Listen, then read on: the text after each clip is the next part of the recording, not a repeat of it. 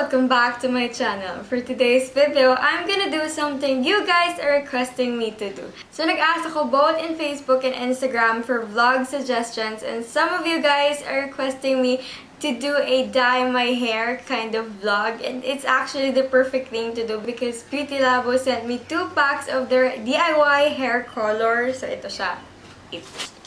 It's a Japanese brand and DIY hair color siya. So this is the beautylabowhip hair color in Silky Ash.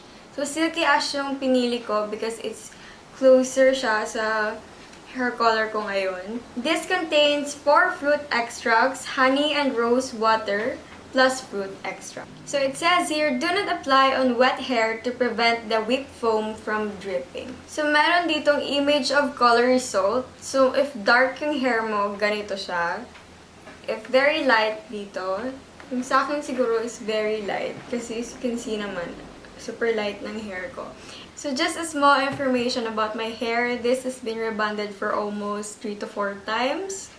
When I was younger, actually first hair color ko to last October nung birthday ko. So my hair was actually bleached, pero highlights lang. That's why it's very light. And if you are asking me what color my hair is, I don't know. Pero yung kay Bella Thorne na hair yung in-inspiration ko dito. My only concern right now is yung tumutubo na black hair. And I wanted to re-dye it after the quarantine. Pero for now, I just wanted to try this DIY hair color that Beauty Labo sent me. So without further ado, let's get started. And as you guys can see, I'm wearing this black top na hindi ko na ginagamit in case mag-stain yung hair color. Actually, kinakabahan ako and excited at the same time. I actually wish na magla-lighten talaga to. I know na hindi magla-lighten like this one. Pero, let's see. So, it comes with this mixing shaker. So, ayan. Let's open it. I think this one's the gloves. Yung manual. What's this? Oh, ito yung after color treatment niya. The Beauty Labo with hair color developer. And ito yung colorant. Ito yung colorant. So, let's read yung manual kung paano to. Let's start. Pour the entire amount of colorant and developer into the mixing shape. So, ito yung developer.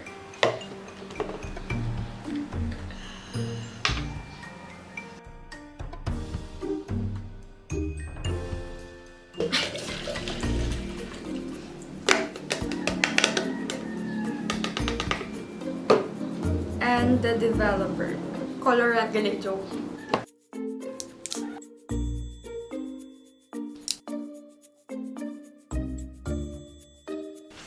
Sige.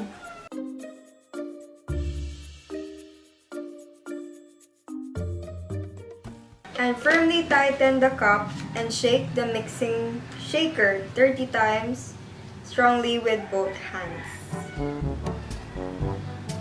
Ala! 1, 2, 3, 4, 5,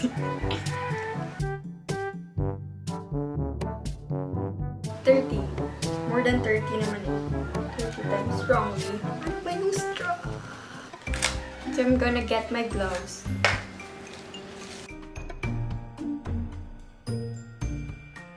So next time strongly, and if you feel nothing at all, wah! Buksan na natin.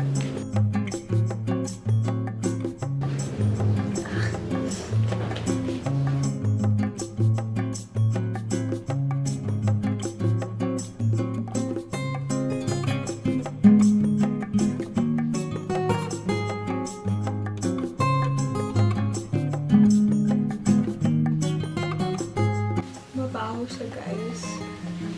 Like, isog bilang baho.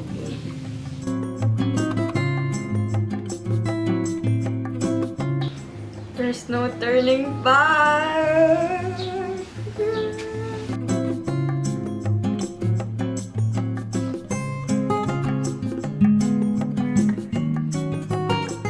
Wait.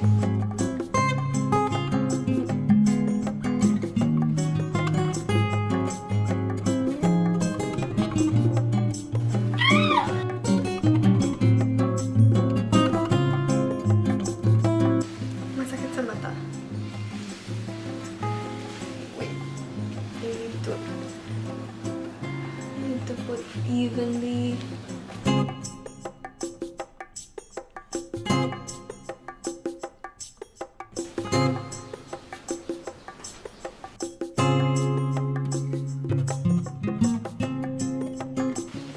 So, nakalagay dito, do not use plastic wrap or a hair cup while leaving to allow whip foam to develop. So, ganito lang dapat. So, I don't have any mirror right here. Yung camera lang yung mirror ko. I look like a grandma. Is this the future me? So, I'm gonna leave this on for 30 minutes. So, I'm back. Nakalimutan ko yung necklace ko. Actually, I don't know. Parang medyo fail. Let's reveal it. Ayan. See? Makikita ko talagang hindi pantay. See that?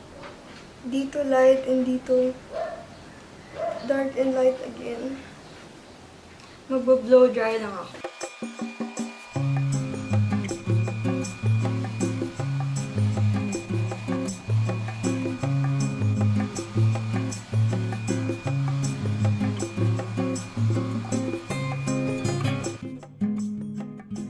Super light.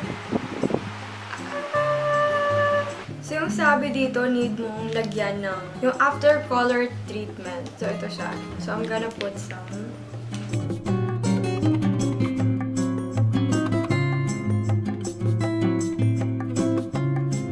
So, if you guys are interested to buy this, it's available at Watson's for around 399 pesos, I think. And if wala sa Watson's, meron naman silang online shop on Instagram. I will just put the username here so you can follow them. And actually, nakita ko may giveaway sila ngayon. So you guys can join and pick the color that you want. I'm actually very happy with the result. Natawa lang talaga ako dito because as you can see, lagay lang ako ng lagay kanina and hindi even yung paglagay ko, sis. So, like, around 399 pesos, it's very, very worth it. And for around, like, 30 minutes, guys, ganito na.